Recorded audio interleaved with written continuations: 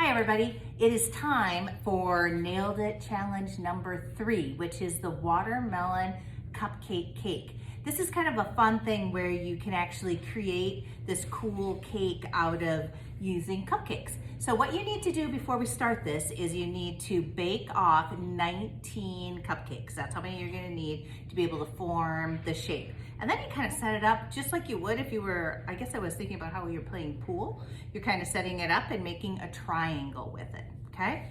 Inside your kit, you also received red frosting, green frosting, and some chocolate chips and a white piping bag.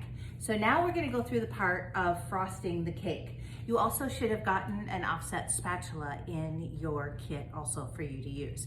Now when you're frosting the cake, you wanna do the furthest away from you so you don't get your arm all over it. So we're gonna start by frosting the red part of the cupcake. So I'm just putting like a blob of red on here. I'm not doing anything, special, just putting a blob of frosting on all of them. And I'm gonna leave the very last row for my green part of the rind of the watermelon, okay? Otherwise, I'm gonna use all this red frosting, and I'm just putting a blob on all of them so I can then smooth it out and it'll look like one big piece when I get it done. So use all the frosting because it'll cover better if you put it all on there. You can always take the frosting off, but it's way harder if you just put little pieces of frosting on and then try and do it.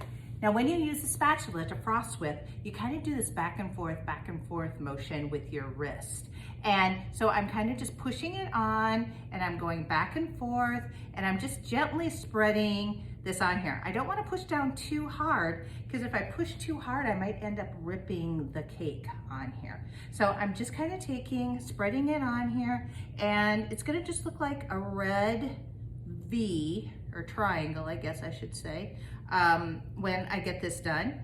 And I'm just pushing it on the edges over a little bit more, pushing, and you can kind of see my wrist where I'm doing that back and forth motion, and I'm just trying to make sure that all of them are kind of slightly covered. I'm not doing the edges on the cupcakes. I guess if you had more frosting, you could, but I'm kind of like less frosting than more frosting. I know that isn't the case with everybody, but I want to try, I'm just gonna use everything I got and cover it the best I can. Okay. Now, before I go on and do my green part, I want to make sure that I clean my spatula off because otherwise I'm going to get things kind of blurred on there. Okay. So now that I've got this covered, I'm doing this faster than I normally would before the video. And I'm just taking and I'm scraping it off on the edge of my cup. And I'm going to take a step away for a second where I can just wipe off my spatula.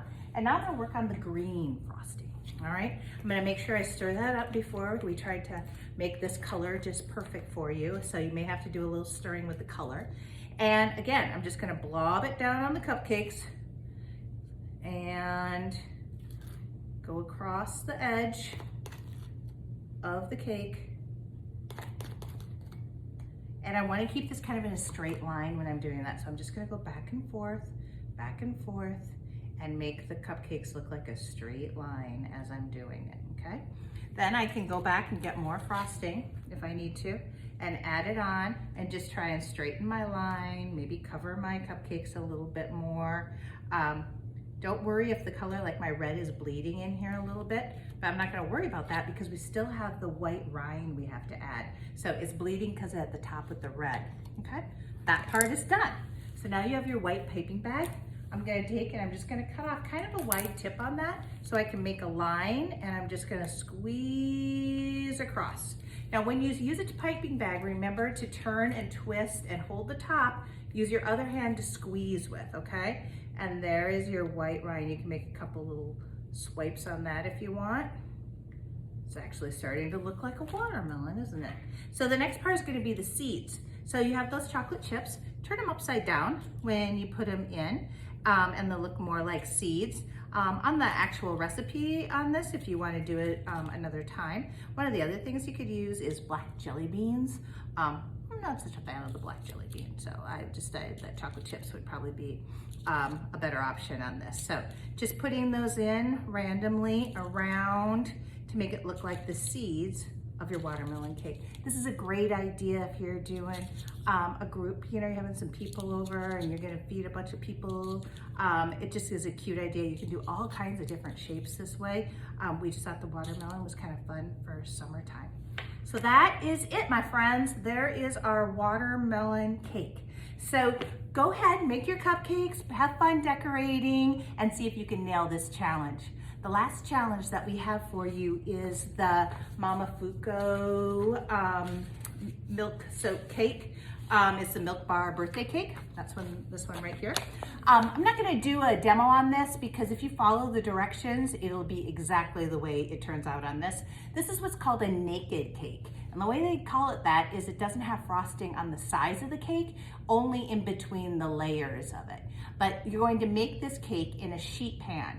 And there was one provided for you. You can use one that you have at home too. And there's multiple steps. So you bake the cake and there's sprinkles in it. We've done this multiple times. One of the things that we noticed is, I think it calls for a 1/4 cup of whatever the sprinkles are in here. Make sure to remove 1 tablespoon of it and just sprinkle it over the top before you put it in the oven, and it gets to be much brighter when you take it out. Then you take the cake out and you're gonna cool it, and there is a circle pattern inside your kit. It's like a 4-inch circle, I believe it is. So you're just gonna trace around and cut each of those circles out of your cake, and then let that sit. Make sure your cake is cool, keep it in the freezer. The best way to do this is make sure your cake is frozen. It's much easier to work with. This cake also has cookie crumbles in it. So you make a sprinkle cookie crumble, and it goes in between the layers of the cake. The other thing that is interesting about this cake is it calls for a milk soak, where you just take milk and a pastry brush and just kind of brush it on the top. And what that does is keep the cake super moist. And so just follow the directions on it. You will love this cake. It's got lots of different steps, and just follow through. And if you have any questions on any of it, just give us a call. We're happy to help. I hope you have fun with this Nailed It challenge, and we look forward to seeing pictures. Please send us some of your creations. Thank you so much.